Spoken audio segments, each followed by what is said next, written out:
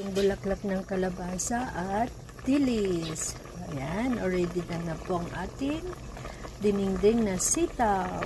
Turn up na po natin. Ayan, sarap-sarap. Good morning mga ka-kitchen. Ayan po yung lulutuin nating gulay today. Ayan, sitaw, patola, bulaklak po ng kalabasa, saluyot, kulitis, at may pritong dilis. Ito muna tayo ng dilis guys para sa dinengdeng natin. Ayan. Ayan, okay na yan guys. Sit aside na po natin. Po tayo ng tubig at lagyan po natin ng luya. Kumulo na po, lagyan na natin yung bagoong. Oops.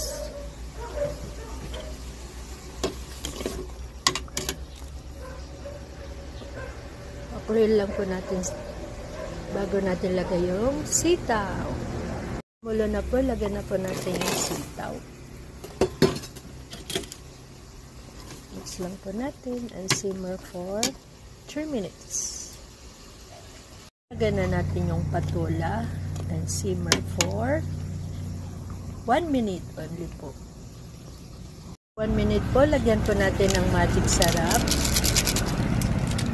And then, lagyan na natin yung saluyot po.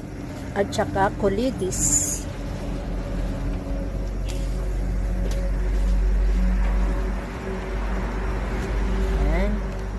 Dip lang po natin yung bulaklak ng kalabasa at dilis.